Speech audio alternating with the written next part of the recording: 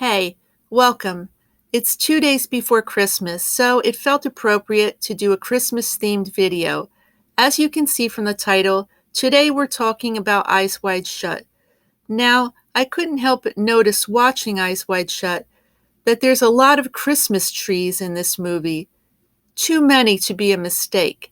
So, we're going to try and count them all and see if we can figure out what might be the meaning behind all of these Christmas trees. Of course, the first tree we actually see is the tree in the family home of Bill and Alice. Their daughter probably helped decorate the tree. The next tree is a bit bigger and I think brighter, and it's at the Ziegler party. Of course, this is a fancy dress party, so you expect it to be a bit fancier than the family Christmas tree. There seems to be a second tree, like in these shots with Alice, and another one in this shot with Bill and the two girls. Of course, it's a big building, and there could be other trees we don't see. Also, there's a tree made of lights as well on the wall. Not sure if that actually counts.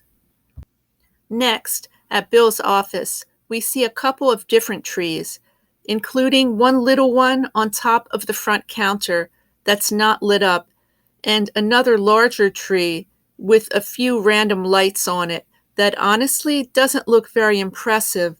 Also a card with a tree on it. Now, the next tree we see is very prominently framed with the Dr. Bill character walking into the house of a patient who has apparently just died and is actually still there in the bed. It's an odd scene. You can see at one point when Bill is walking in that the Christmas tree lights are reflected in the painting. We also see a number of tree-like decorations on the buildings outside. And there's the tree at Domino the streetwalker's house. At least she tried to keep it festive with some lights. There's a couple of trees in a store window surrounded by piles of garbage. And then we go to the Sonata Jazz Club, where Nick Nightingale is playing. There's two trees we can see here, though I have to say, I'm starting to notice the places these trees are in don't actually have a lot of holiday cheer in them. They're kind of empty, with a few lonely people in them, that's it. The costume shop has a small, sad tree.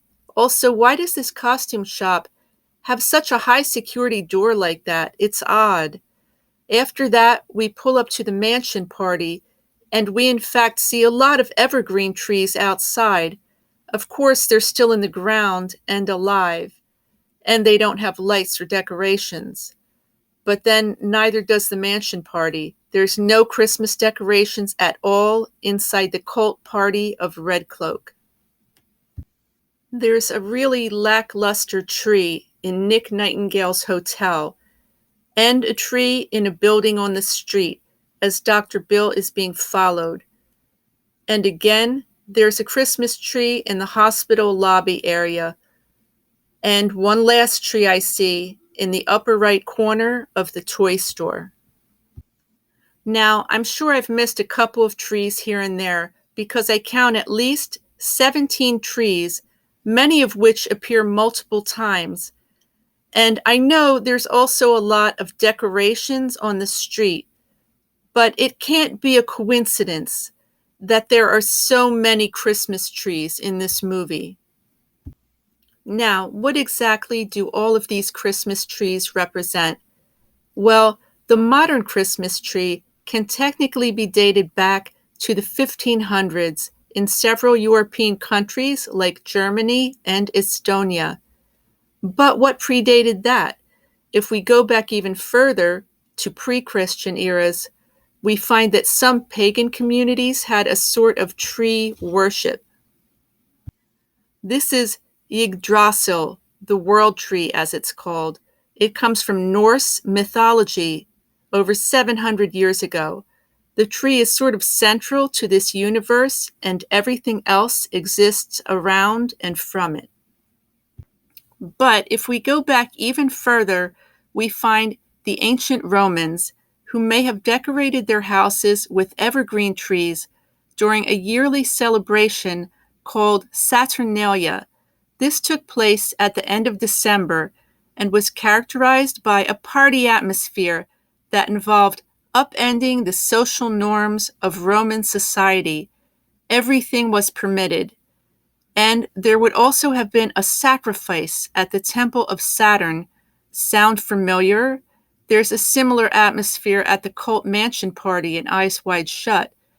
And they have a sacrifice there too, though it's all theatrical. Perhaps Kubrick is alluding more to pre-Christian Saturnalia celebrations with the trees and parties than he is to any actually religious or Christian celebration of the season. Kubrick was said to be a non-religious person.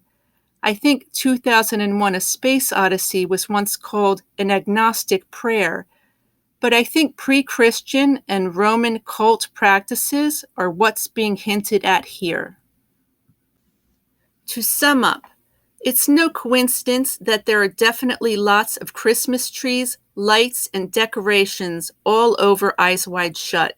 It's there for a reason. And honestly, I think so many of the trees look a bit sad and lonely that maybe Kubrick is making a comment about lonely people in the modern world. But I think it's also definitely a reference to pre-Christian societies and ancient Rome in particular, all of which held big parties around this time of year, often in honor of the god Saturn, hence the name Saturnalia, since the modern Christmas tree probably does have pagan origins. Well, that's my video on the Christmas trees of Eyes Wide Shut. Hope you liked it. I'm uploading this a couple of days before Christmas, so I thought it would be appropriate. Anyway, I hope everyone has a great weekend, enjoy the season, and thank you for spending time with me. Have a great day.